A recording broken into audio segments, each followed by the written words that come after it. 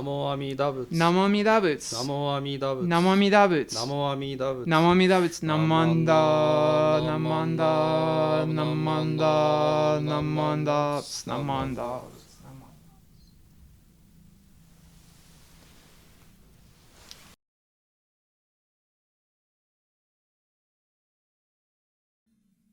Hello, and welcome to the Tri-State Denver Buddhist Temple's Sunday YouTube service for Sunday, June 13th, 2021. We are so glad that you're able to join us today to hear the Buddha Dharma. First, we're going to start off chanting Juseige. You can find Juseige on page 57 in the Blue Denver Service Book. We'll then have a reading of the Three Treasures. You can find the Three Treasures on page 106 in the Blue Denver Service Book. We'll then have a Dharma talk in English. Thank you so much for joining us once again here on Tri-State Denver Buddhist Temple's YouTube channel. And if you don't have a copy of the Blue Denver Service Book, don't worry, because if you look in the description below, you'll find a hyperlink to a PDF copy of the Blue Denver Service Book that you can print off, save on your desktop, or do pretty much anything you'd like with. So thank you once again for joining us here at the Tri-State Denver Buddhist Temple's YouTube Sunday service. And if you like this service and you want to see more like it, hit the subscribe button down below so you can come and join us to hear Shinran Shonen's teachings of the Buddha Dharma every single Sunday. So please be happy and healthy out there. And remember, Namo Amida Butsu. You are always in Amida's light.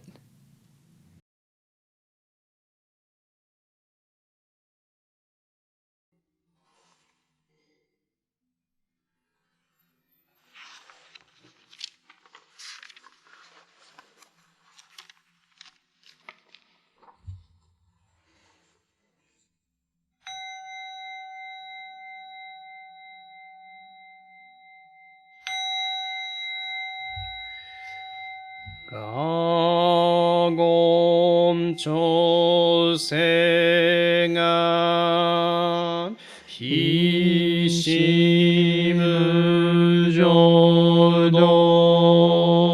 싱한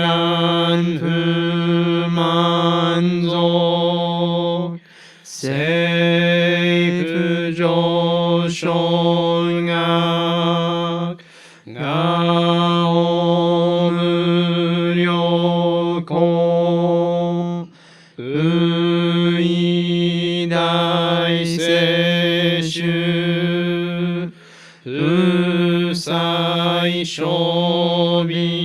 의사이쇼빙구 세이프조숑악 가시조분노 묘쇼조지포 극교미쇼모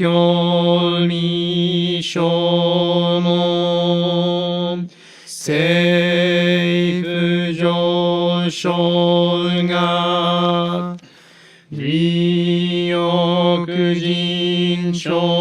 리오크진쇼네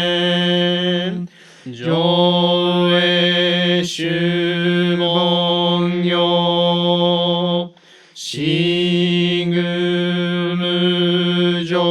싱그무조도 이쇼텐닌시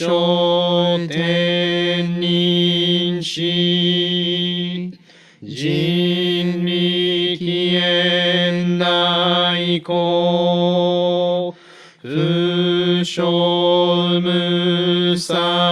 부쇼무사이도 쇼조상금요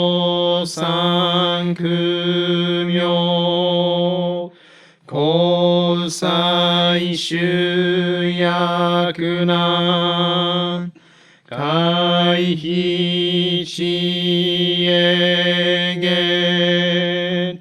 메시코노완 헤이소크쇼아쿠노 쯔단젠슈모 고소조만족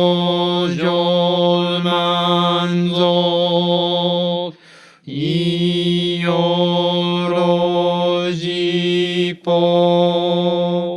니치간 슈즈기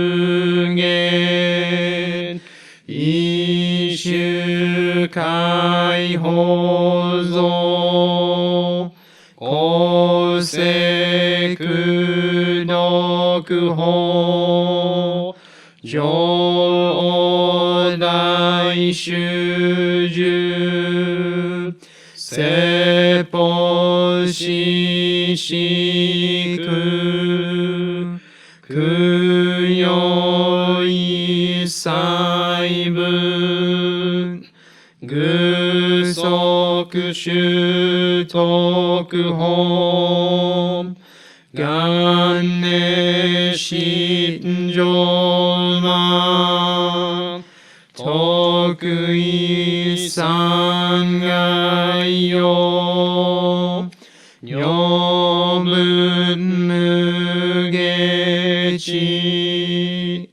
津断未不詳願学へり投資最小尊志願や効果大戦の感動国書天人とち妙けなまんなぶなまんなぶなまんなぶなまんなぶなまんなぶなまんなぶがんにしくどく平等性際道本菩大心往生安楽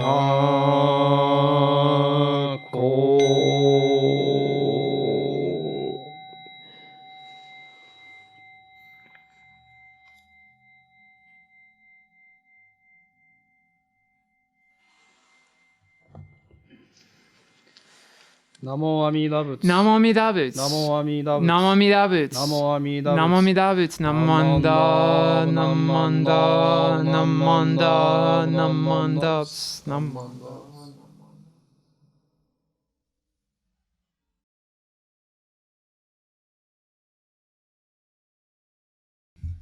Three treasures. Hard is it to be born into human form. Now we are living it. Difficult is it to hear the teachings of the Blessed One. Now we hear it. If we do not deliver ourselves in the pleasant life, no hope is there that we shall be freed from suffering and sorrow in the ocean of birth and death. Let us reverently take refuge in the three treasures of the truths. I take refuge in the Buddha. May we all together absorb into ourselves the principle of the way to enlightenment and become aware of his supreme teaching. I take refuge in the Dharma. May we all together be submerged in the depths of his doctrine and gain wisdom as deep as the ocean. I take refuge in the Sangha. May we all together become units in true accord, in the life of harmony, in the spirit of universal brotherhood, freed from the bondage of selfishness. Even through ages of myriads of kalpas, hard is it to hear such an excellent, profound, and wonderful doctrine. Now we are able to hear and receive it. Let us thoroughly understand the true meaning of Tathagata's teaching. Namo Amida Buddha. Namo Amida Buddha. Namo Amida Buddha. Namo Amida Buddha. Namo Amida Buddha.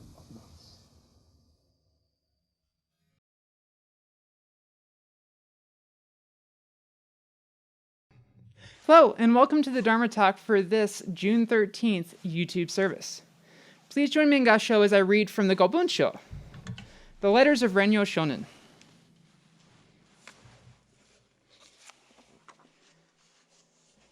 This comes from the fifth fascicle, letter 17, the salvation of all women. Listen to me, all you women folk. If you are serious about the matter of rebirth and you deeply revere the Buddha Dharma, you should entrust yourself wholeheartedly to Amida Tathagata without any contriving. Cast off all the miscellaneous practices and single-heartedly and firmly entreat him to save you in rebirth. There is no doubt that you will attain birth without fail in the land of utmost bliss. Once you realize this, then, sleeping or waking, you should simply pronounce Namo Amida Buddha, Namo Amida Buddha, and understand with deep faith how blissful and precious that it is without any difficulty that you are saved by Amida Buddha. If you can do this, you can be called Nembutsu followers who have attained faith, most humbly and respectfully.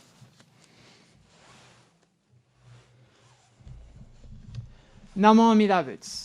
Namo Amida Buddha. Namo Amida Buddha. Namo Amida Buddha. Namo Amida Buddha. Namo Amida Buddha.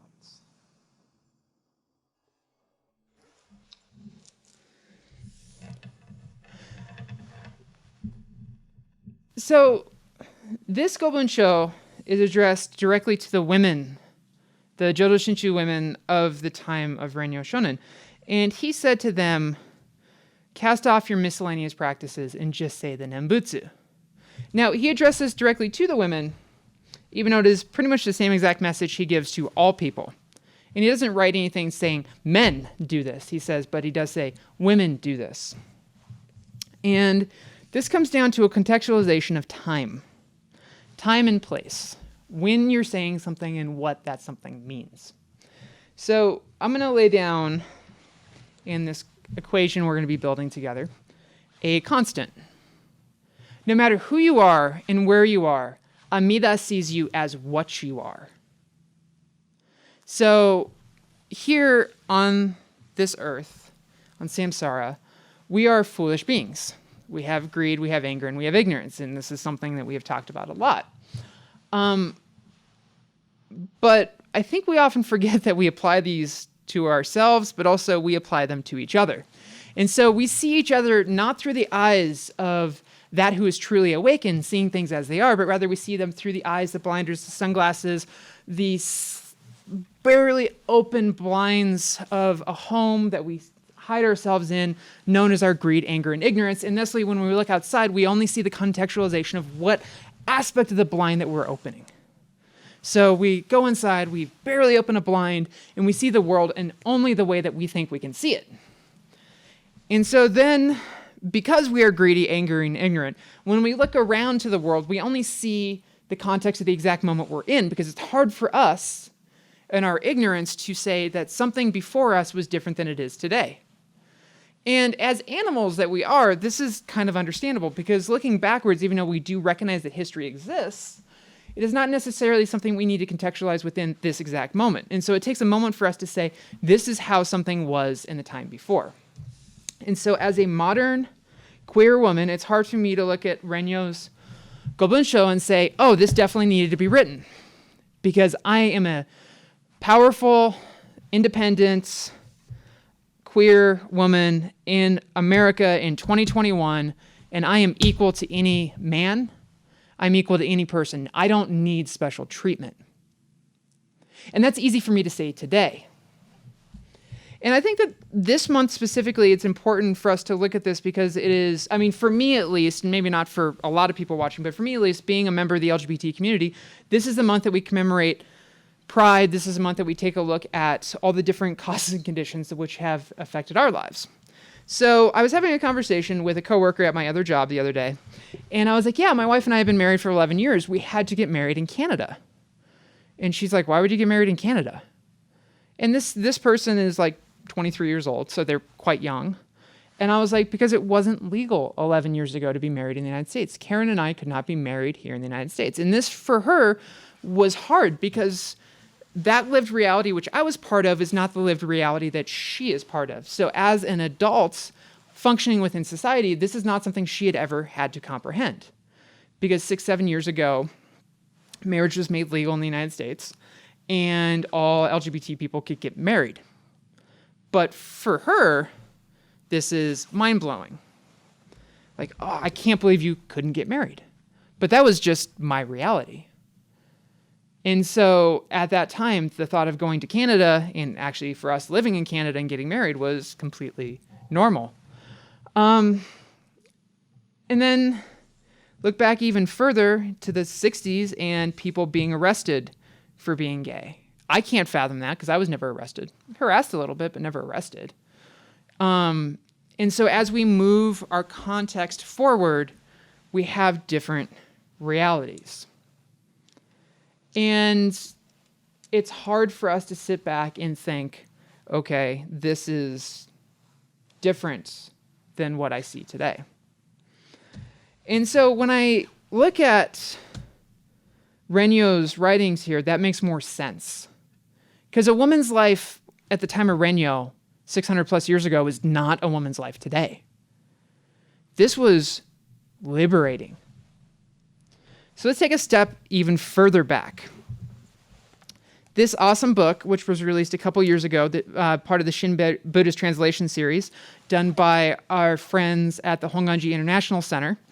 This is the Pure Land Writings, Volume 1, The Indian Masters, and this looks over Nagarjuna and Vasubandhu's writings on the Pure Land. Something that was super, super impactful on Shinran, something that definitely has helped form Pure Land Buddhism, and to that end, Jodo Shinshu Buddhism, and to that end, the scene of Buddhism within America. And so I'm going to read something from Vasubandhu's writings in here.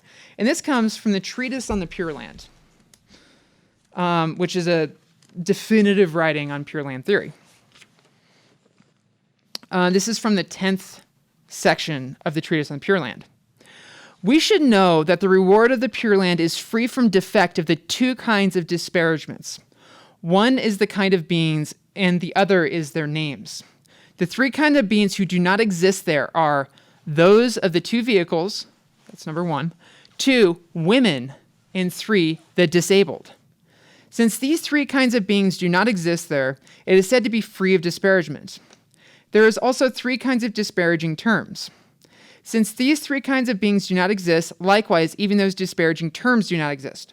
Furthermore, 3 kinds of terms, such as those of the two vehicles, women, and the disabled, are unknown. This is why the land is said to be free of disparaging words.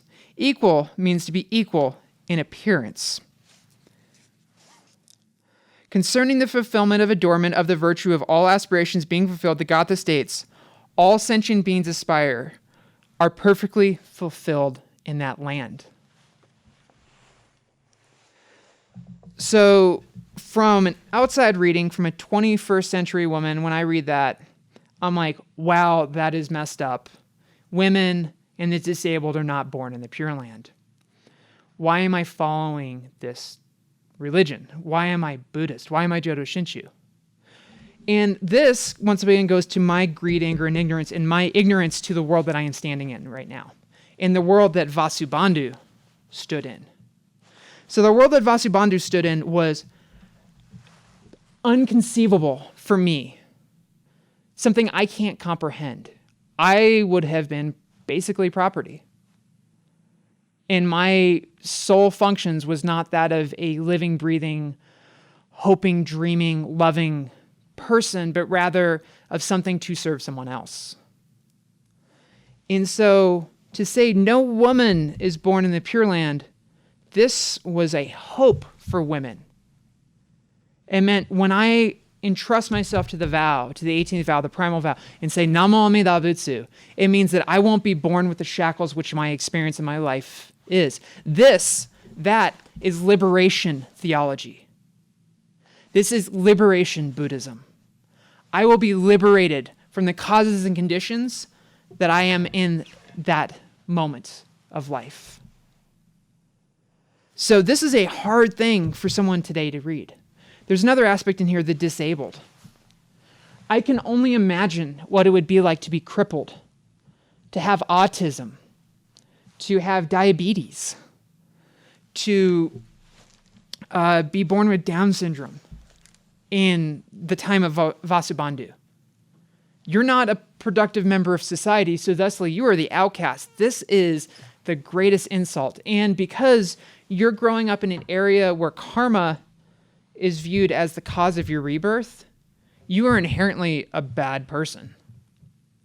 And what Vasubandhu is saying here is, take refuge in the Nembutsu. Think on the Nembutsu. Live the Nembutsu, and Amida will see you as you truly are, because you can't see what you truly are. And we can't see you as you truly are. But saying the Nembutsu will allow you to be born in the Pure Land, and you will be born with a body of gold. We were all then of one taste and one color, one smell and one look. It doesn't matter what you are here, because there you are you. You're not holding on to these realities. And so that is saying, no matter who you are born through the vow, Namo Amida Butsu. That is liberation theology. And so what we have to do is we look back at these writings and we look back at the time before us is realize it's not today. The realities that happened 100 years ago, 500 years ago, 1,000 years ago, 2,500 years ago are not the realities of today. And to apply them to today through our lens is how we cause derisiveness. We have to see things as they are. That is what we were taught. I try to see things as we are. And even though I am incapable of this act, I must keep trying. And I must keep saying, Namo Amida Butsu. Because that is what Vasubandhu is telling me. That is what Renyo is telling me. And that is what my teachers have told me. Say the Nembutsu, because it doesn't matter who I am.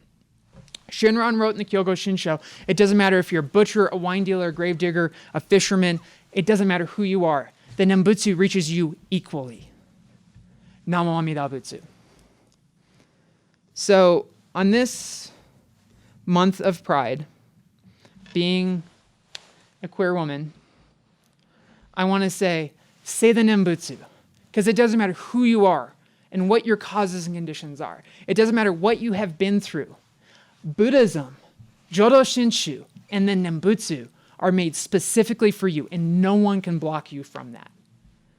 And remember, anyone that does walk in front of you, they're walking with their own causes and conditions, and we all walk with our blinders on. But in the end, we can all enter the same stream, all be the same stream enterers by saying, Namo Amida Butsu.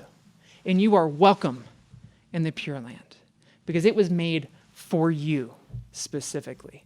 All the causes and conditions from the birth of the universe to now was for this moment so you can hear Namo Amida Butsu and be my brothers and sisters in the Nembutsu. You are always welcome at Tri-State Denver Buddhist Temple. You are always welcome in this Jodo Shinshu teaching. And so I hope that as this beautiful month continues, that everyone that hears this message knows that you can say Namo Amida Butsu and hear the teachings, even though sometimes they're hard to hear from our ear of 21st centuryness. Know that these were always the teachings of liberation, the teachings for the downtrodden, and the teachings for those who felt they had nobody. And in the end, what I'm trying to say is you always have somebody. You always have Amida in your court and on your back. And nothing is so bad that you need to forget that. No matter the causes and conditions, reach out, say the Nembutsu, and know that you have people with you that help it get better. It gets better. I promise. So, please have a great week. And join me in Gassho one more time as I read from the Gobunsho, the 5th fascicle, 17th letter. The salvation of all women. Listen to me, all you women folk. If you are serious about the matter of rebirth, and if you deeply revere the Buddha Dharma, then you should entrust yourself wholeheartedly to Amida Tathagata without any contriving. Cast off all the miscellaneous practices and single-heartedly and firmly entreat him to save you in your rebirth. There is no doubt that you will attain birth without fail in the land of utmost bliss. Once you realize this, then sleeping or waking, you should simply pronounce Namo Amida Butsu, Namo Amida Butsu, and understand with deep faith how blissful and precious it is that without any difficulty, you are saved by Amida Buddha. If you do this, you can be called Nembutsu followers who have attained faith. Most humbly and respectfully. Namo Amida Butsu. Namo Amida Butsu. Namo Amida Butsu. Namanda Butsu, Namanda Butsu, Namanda Butsu, Namanda Butsu, Namanda.